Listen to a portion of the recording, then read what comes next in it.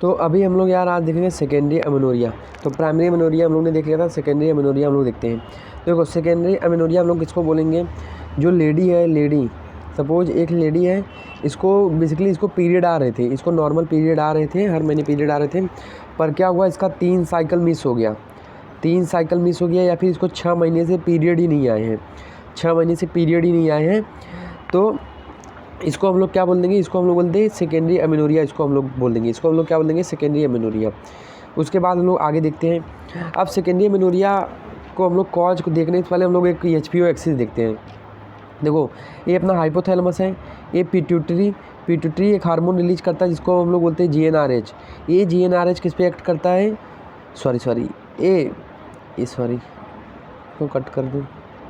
देखो ये जो हाइपोथैलेमस है एक GnRH gonadotropic releasing hormone secrete करता है, वो पिट्यूटरी पे एक्ट करता है, वो पिट्यूटरी को स्टिमुलेट करता है। तो हाइपोथैलेमस ने गोनेडोट्रोपिक रिलीजिंग हार्मोन रिलीज किया, ये स्टिमुलेट करता है पिट्यूटरी को, इसलिए पिट्यूटरी जो है ALH और EFSH सिक्रेट करती है, और ये दोनों काम करते हैं ओवरी पे, और वो दोनों ओवरी पे काम करते हैं। यहाँ पे फॉलिकल का डेवलपमेंट होता है, और यही फॉलिकल मिलके एस्ट्रोजन और प्रोजेस्टेरॉन बनाते हैं, इसकी थीका ऑर्गेनाइजेशन एस्ट्रोजन और प्रोजेस्टेरॉन बनाती है। अभी क्या होता है जब भी एक फॉलिकल मैच्योर हो जाता है, जो एस्ट्रोजन होता है, जो एस्ट्रोजन सिक्रेट हुआ है वो निगेटिव फीडबैक देता है हाइपोथैलेमस को, ताकि FSH कम हो जाए।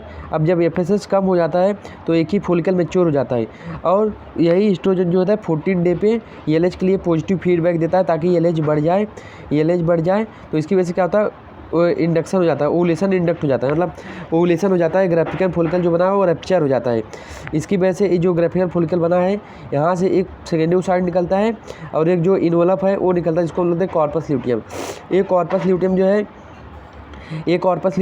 वो कॉर्पस ल्यूटियम से क्या सिक्रेट करता है, प्रोजेस्टेरॉन। और ये प्रोजेस्टेरॉन अगर जो है, अब ये जो प्रोजेस्टेरॉन है, अगर प्रोजेस्टेरॉन जो है फर्टिलिटी मतलब अगर वहाँ पे फर्टिलाइजेशन हो गया तो वहाँ पे सिक्रेटरी चेंजेस करता है एंडोमेट्रियम में, ताकि जाइगोट को इम्प्लांटेशन के लिए ये वो मदद करता है, हेल्प करता है।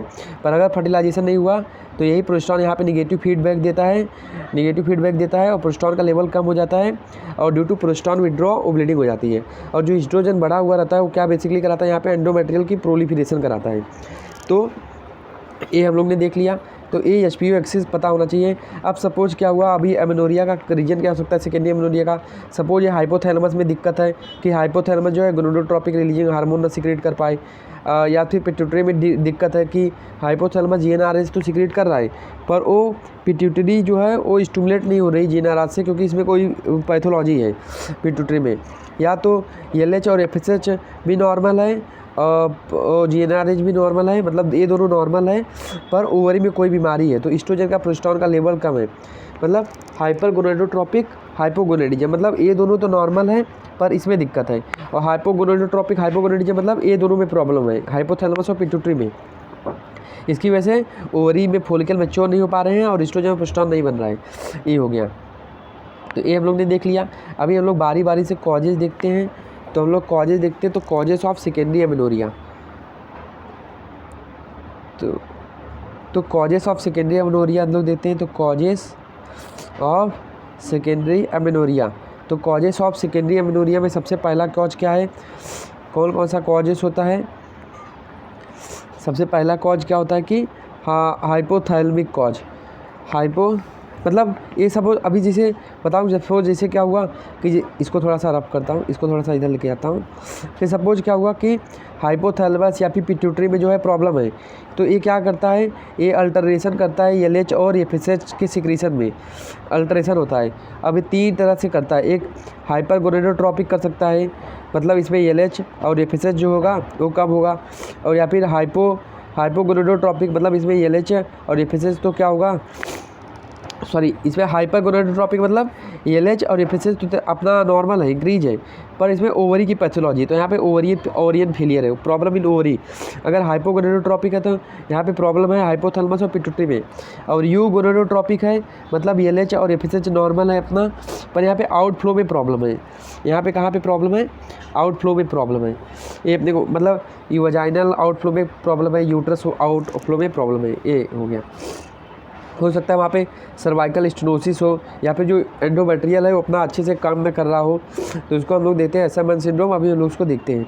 तो कॉजेज़ में सबसे पहले कॉजेज़ क्या हो गया, तो मोस्ट कॉमन कॉजेज़ क्या क्या होते हैं। मोस्ट कॉमन कॉजेज़, एक तो प्रेगनेंसी होती है, तो कोई लेडी अगर प्रेग्नेंट है तो उसमें मतलब वो नहीं होगा। तो एन ओवुलेशन है किसी में, एन ओवुलेशन, तो एन ओवुलेशन मतलब पीसीओएस की वजह से हो सकता है, उसमें पीसीओएस हो सकता है, उसमें ओबेसिटी की वजह से हो सकता है, हाइपरथायरॉयडिज्म की वजह से हो सकता है, या फिर हाइपोथायरॉयडिज्म, और हाइपर प्रोलैक्टिमिया मतलब प्रोलैक्टिन का लेवल यहाँ पे ज़्यादा है, तो उसकी वजह से क्या हो सकता है, मोस्ट स्पेसिफिक है कि इसकी वजह से अमेनोरिया हो जाए, या फिर आउटफ्लो ऑब्स्ट्रक्शन हो, ये हो गया। तो ये हो गया। अभी हम लोग आगे देखते हैं। तो अभी देखो कॉजेज़ कैसे हम लोग आइडेंटिफाई करेंगे, एक हाइपोथैलेमस, पिट्यूटरी, ओवरी और आउटफ्लो। हाइपोथैलेमस में भी प्रॉब्लम हो सकती है, तभी भी सेकेंडरी अमेनोरिया हो सकता है। पिट्यूटरी में या तो प्रॉब्लम है, या तो ओवरी में प्रॉब्लम है, या तो आउटफ्लो में प्रॉब्लम है। तो हम लोग अभी देखते हैं, सबसे पहला कॉजेज़ देखते हैं किसमें, अगर हाइपोथैलेमस में प्रॉब्लम है तो इसके क्या क्या कॉजेज़ हो सकते हैं। तो सबसे पहले हाइपोथैलेमिक कॉज, तो क्या क्या हो सकता है, जैसे इसमें जीएनआरएच की डिफिशियंसी हो, कंजेनाइटल हो सकती है, या फिर वहाँ पे ट्यूमर वगैरह हो, या फिर वहाँ पे स्ट्रेस है, कोई लेडी बहुत स्ट्रेस ले रही है, या फिर कोई एंजाइटी है, तो वो ब्रेन में तो ये जो हाइपोथैलेमस है वहाँ पे उसके फंक्शन में दिक्कत पैदा करेगी अगर स्ट्रेस या फिर एंजाइटी ये कर रही है तो। या फिर इसमें क्या होता है, या फिर एनोरेक्सिया नरोसा है। एनोरेक्सिया नरोसा मैंने बता चुका हूँ, मतलब लेडी क्या करती है, पतली होने के लिए क्या करती है, खाना बंद कर देती है, तो जो माल न्यूट्रिशन वहाँ पे क्या हो जाता है, तो वो हार्मोनल इम्बैलेंस हो जाता है वहाँ पे। और होता है स्यूडोसाइसिस मतलब वहाँ पे उसको ऐसा लगता है कि वो फॉल्स प्रेगनेंसी है, तो ये हो गया। तो जीएनआरएच मतलब वहाँ पे brain tumour, stress, anxiety, anorexia nervosa या फिर जीएनआरएच डिफिशियंसी, ये हो गया। देन इसके बाद ये हो गया अपना।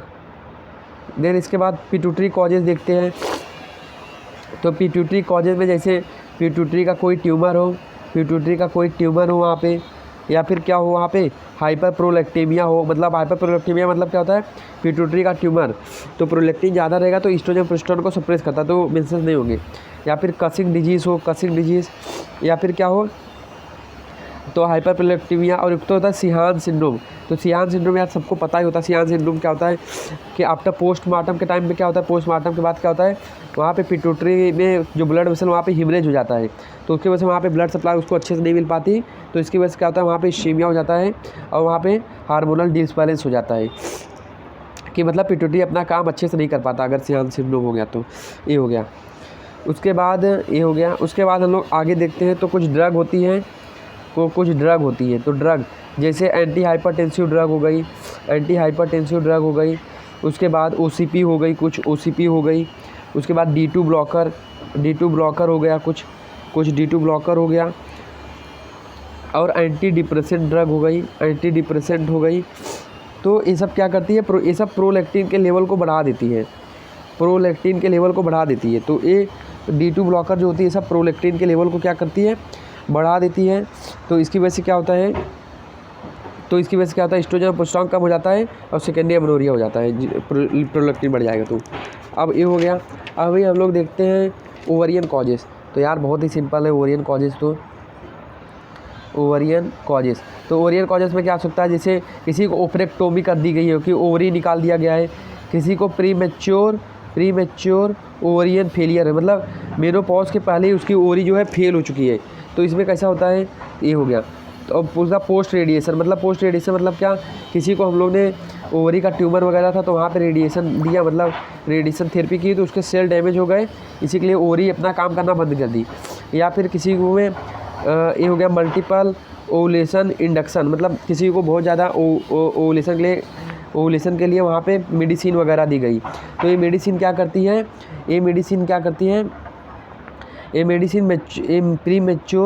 प्रीमेच्योर मेनोपॉज कर देती है, यही क्लोमिफेन या फिर लेट्रोजोल, इसको हम लोग देते हैं इंडक्शन ऑफ ओवुलेशन के लिए, और ये क्या कर देती है, प्रीमेच्योर मेनोपॉज कर देती है। और या फिर किसी को इन्फेक्शन टीबी है, मम्स है ओवरी में, तो इसकी वजह से हो सकता है। तो ये हो गया। उसके बाद जेनाइटल ट्रैक ऑब्स्ट्रक्शन, तो जेनाइटल ट्रैक ऑब्स्ट्रक्शन है, मतलब सर्वाइकल स्टेनोसिस है, या फिर या फिर सर्वाइकल स्टेनोसिस है, या फिर वहाँ पे क्या हो गया, वजाइनल ओपनिंग जो है वो अच्छी से खुली नहीं है, या फिर एक होता है एसरमैन सिंड्रोम। इसी में एसरमैन सिंड्रोम क्या होता है कि हम लोग अगर बहुत ज़्यादा एक्सेसिव यूटेराइन इन्फेक्शन अगर वहाँ तक होता है, या फिर एंडोमेट्रियल टीबी है, या फिर हम लोग वहाँ पे एंडोमेट्रियोसिस वगैरह है वहाँ पे यूट्रस वगैरह में, तो वहाँ पे एक्सेसिव कटेज, वहाँ पे बहुत ज़्यादा सर्जरी करते हैं, वहाँ पे हम उसको अगर किसी भी तरह से, मतलब वहाँ पे एक्सेसिव कटेज हम लोग करते हैं, तो किसी भी तरह से अगर एंडोमेट्रियल में हम लोग कुछ गड़बड़ी होती है तो वहाँ पे क्या होता था, सिंके या फिर फाइब्रोसिस हो जाता है, जिससे एंडोमेट्रियम अपना प्रॉपर फंक्शन नहीं कर पाता, तो ब्लीडिंग नहीं होती वहाँ पे। तो ये एसरमैन सिंड्रोम, तो ये हो गया। तो ये हम लोग देख लिया। अब हम लोग देखते हैं मैनेजमेंट। तो मैनेजमेंट हम लोग कैसे करते हैं, तो ट्रीटमेंट हम लोग कैसे करते हैं। तो मैनेजमेंट हम लोग सबसे पहले करते हैं to rule out the pregnancy को रूल आउट करते हैं। अगर प्रेगनेंसी नहीं है तो हम लोग हार्मोन प्रोफाइल उसका कराते हैं, थायराइड कराते हैं। अगर हाइपोथायरॉयडिज्म है उसका तो वो ट्रीट करते हैं, हाइपरथायरॉयडिज्म है तो वो ट्रीट करते हैं। और अगर प्रोलैक्टिन कराते हैं, अगर प्रोलैक्टिनोमा है उसमें प्रोलैक्टिनोमा है तो हम लोग क्या करते हैं, एंटागोनिस्ट, डोपामिन एंटागोनिस्ट देते हैं, डोपामिन एंटागोनिस्ट देते हैं, जिसकी वजह से क्या होता है कि क्योंकि ये डोपामिन रिसेप्टर से ही जुड़ के अपना काम करता है। तो अगर सपोज नहीं जुड़ेगा तो डोपामिन एंटागोनिस्ट हम लोग अगर दे देंगे इसमें, तो क्या होगा कि वो प्रोलैक्टिन का सिक्रीशन कम हो जाएगा। जिसमें ड्रग है ब्रोमोक्रिप्टिन, ब्रोमोक्रिप्टिन, ये याद रखने का। तो इसको मैं ड्रग का नाम लिख देता हूँ, ड्रग का नाम है ब्रोमोक्रिप्टिन। ये होता है, ये हम लोग देते हैं किसमें, प्रोलैक्टिन कम करने के लिए। अगर पिट्यूटरी, अगर प्रोलैक्टिन का लेवल ज़्यादा है और हम लोग ने क्या किया, अभी देखो हाइपोथैलेमिक और पिट्यूटरी कॉज के लिए हम लोग क्या करते हैं, एमआरआई या ब्रेन या फिर सीटी ऑफ ब्रेन कराते हैं। और वहाँ पे ट्यूमर वगैरह मिलता है तो हम लोग उसमें सर्जरी करते हैं, उसमें एक ही ऑप्शन है, सर्जरी कर देते हैं। देन इसके बाद अगर सपोज प्रोलैक्टिन भी उसका नॉर्मल लेवल है तो हम लोग क्या करते हैं, प्रोजेस्टेरॉन चैलेंज टेस्ट कराते हैं। तो प्रोजेस्टेरॉन हम लोग उसको 5 से 6 दिन के लिए हम लोग प्रोजेस्टेरॉन देते हैं और बंद कर देते हैं। तो अभी प्रोजेस्टेरॉन बंद कर दिया मतलब उसको विड्रॉ कर दिया और ब्लीडिंग आ गई, मतलब मेंसेस आ गया, तो हम लोग समझ जाएंगे कि उसको क्या है, पीसीओडी है।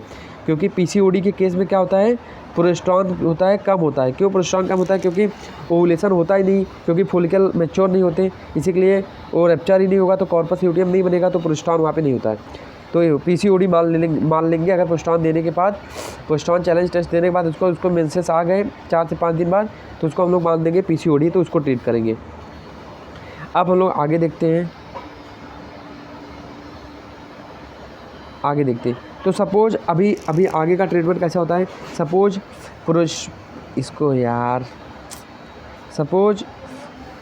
प्रोजेस्टेरॉन चैलेंज टेस्ट ये मैंने दिया, और सपोज अगर उसको मेंसेस आ गए तो पीसीओडी समझ लेंगे। अगर नो मेंसेस, अगर मतलब मेंसेस नहीं आए तो हम लोग क्या करेंगे, उसके लिए हम लोग क्या करेंगे, तो हम लोग एस्ट्रोजन और प्रोजेस्टेरॉन देंगे, फिर कॉम्बिनेशन। अब सपोज इसमें क्या होगा, मेंसेस आ गया और इसमें सपोज एक में मेंसेस नहीं आया, नो मेंसेस।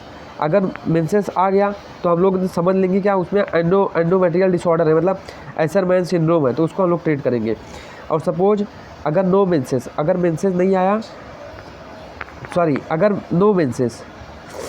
मतलब अगर उसको मेंसेस नहीं आया तो हम लोग समझ लेंगे क्या है, एंडोमेट्रियल डिसऑर्डर है, तो एसरमैन सिंड्रोम है, तो उसको हम लोग ट्रीट करेंगे। और अगर मेंसेस आ गया तो हम लोग एलएच और एफएसएच करेंगे। अगर एलएच और एफएसएच ये दोनों हाई है तो हम लोग समझ लेंगे उसको क्या है, ओवरियन फेलियर है। और एलएच और एफएसएच अगर दोनों लो है तो हम लोग उसको समझ लें हाइपोथैलेमस पिट्यूटरी में प्रॉब्लम है। तो ये बहुत इंपॉर्टेंट है, इसको एक बार फिर से बताता हूँ। सपोज प्रोजेस्टेरॉन चैलेंज टेस्ट दिया, मेंसेस आ गए तो पीसीओडी है, और मेंसेस नहीं आया तो हम लोग एस्ट्रोजन और प्रोजेस्टेरॉन देते हैं। अब एस्ट्रोजन प्रोजेस्टेरॉन देते हैं तो सपोज इसमें मेंसेस आ गया और मेंसेस नहीं आया, तो अगर मेंसेस नहीं आया तो एंडोमेट्रियल प्रॉब्लम है, उसको एसरमैन सिंड्रोम है। और अगर मेंसेस आ गया तो हम लोग एलएच एंड एफएसएच कराते हैं। अब इसके 2 केस हैं, अगर ये हाई हो जाए दोनों या दोनों कम हो जाए, तो दोनों कम हो जाए तो मतलब क्या है, हाइपोथैलेमस और पिट्यूटरी प्रॉब्लम है। और दोनों हाई हो जाए तो ओवरी में प्रॉब्लम है, ओवरियन फेलियर है, उसमें ओवरी अपना काम नहीं कर पा रहा उसमें, ये हो गया। अब इसके बाद मैनेजमेंट में हम लोग आते हैं कि कोई सेकेंडरी एमेनोरिया का ट्रीटमेंट मैनेजमेंट हम लोग कैसे करेंगे। तो मैनेजमेंट हम लोग देखते हैं। तो अगर पहला केस बनता है कि अगर लेडी इंटरेस्टेड नहीं है मेंस्ट्रुएशन में या फिर अपने मेंस्ट्रुएशन में या फिर प्रेगनेंसी में, मतलब उसको मेंसेस में कोई इंटरेस्ट नहीं है या फिर उसको अपना प्रेगनेंसी में कोई इंटरेस्ट नहीं है, तो हम लोग बस उसको एक OCP दे देंगे और ज़्यादा कुछ नहीं करेंगे। 21 दिन के लिए उसको OCP देंगे उसकी साइकिल रेगुलर करने के लिए। ये हो गया। अब दूसरा इसका मैनेजमेंट हम लोग कैसे करेंगे। सपोज दूसरा केस हम लोग लेते हैं, सपोज दूसरा केस लेडी जो है वो इंटरेस्टेड है मेंसेस में, तो हम लोग उसको OCP देंगे और कुछ नहीं करेंगे। और तीसरा अगर लेडी को इनफर्टिलिटी है, वहाँ पे इनफर्टिलिटी है लेडी को, तो हम लोग उसमें ओवुलेशन इंडक्शन करेंगे क्लोमिफेन वगैरह से, इट्राजोल वगैरह से। IVI कर दे सकते हैं उसको, IVF कर सकते हैं और डोनर एग लेंगे अगर उसका फॉलिकल मैच्योर नहीं हुआ है तो। ये होता है। ये हम लोग ने देख लिया।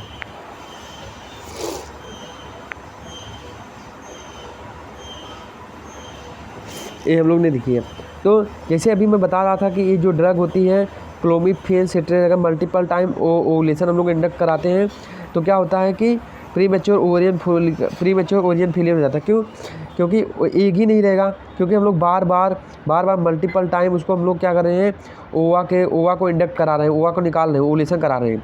तो जब ओवा ही बचेगा ही नहीं तो ओवुलेशन होएगा नहीं, तो और धीरे धीरे ओवरी भी फॉलिकल भी बनना वहाँ पे बंद हो जाते हैं, क्योंकि वो पर्टिकुलर फॉलिकल ही होते हैं। एक वहाँ पे 4 से 5 लाख ही फॉलिकल रहते हैं। तो अगर बार बार हम लोग उसको करेंगे तो ये फॉलिकल अपने बनना बंद हो जाएंगे, तो प्री मैच्योर ओवरियन फेलियर हो जाएगा उसमें। तो this is all about the secondary amenorrhoea.